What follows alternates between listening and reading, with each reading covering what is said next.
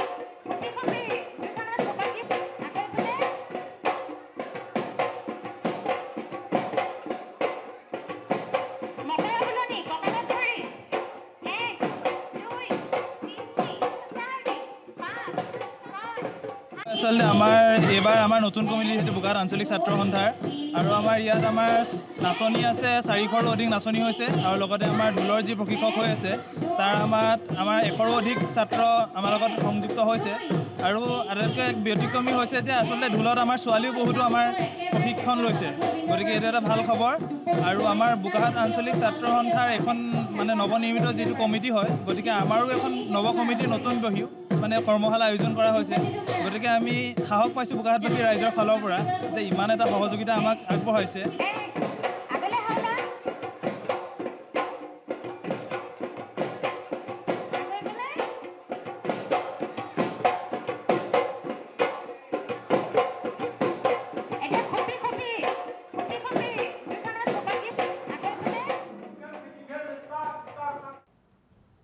বাপতি সাহোন হেঁপাহৰ ৰঙালী বিহুলৈ মাজত মাত্ৰ কেইটামান দিন বাকী। ৰঙালী বিহুটিক আদৰিবৰ বাবে সমগ্ৰ ৰাজ্যবাসী সাজু হৈছে। বোকাখাতত আছুৰ উদ্যোগত 10 দিনীয়াকৈ বিহু কৰ্মশালাৰ আয়োজন কৰা হৈছে। ৰাজ্যৰ বিভিন্ন প্ৰান্ততো এনেধৰণে ঢোল বাদন আৰু কৰ্মশালাৰ আয়োজন কৰা দেখিবলৈ পোৱা গৈছে। ঢোলৰ গুমগুমনি পেপাৰ টিহিটি মাতত যেন কঁপিছে ধৰণী দৃশ্য আমি দেখুৱাইছো বোকাখাতৰ পৰা। বোকাখাতত আছুৰ উদ্যোগত 10 দিনীয়াকৈ বিহু কৰ্মশালাৰ আয়োজন কৰা হৈছে, য'ত 5 শতাধিক শিশুৱে অংশগ্ৰহণ কৰিছে এই কৰ্মশালাত। বিহুৱতী মণিকাঞ্চন কোঁৱৰে প্ৰশিক্ষণ প্ৰদান কৰিছে, লগতে দেবেন গগৈৰ নেতৃত্বত চলিছে এই ঢোল বাদনৰ প্ৰশিক্ষণ।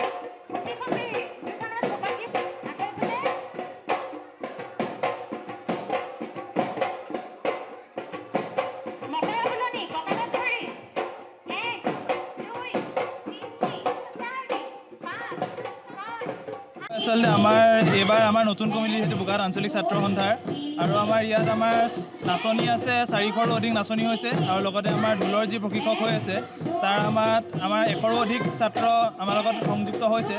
আৰু আটাইতকৈ ব্যতিক্ৰমী হৈছে যে আচলতে ঢোলত আমাৰ ছোৱালীও বহুতো আমাৰ প্ৰশিক্ষণ লৈছে, গতিকে এইটো এটা ভাল খবৰ।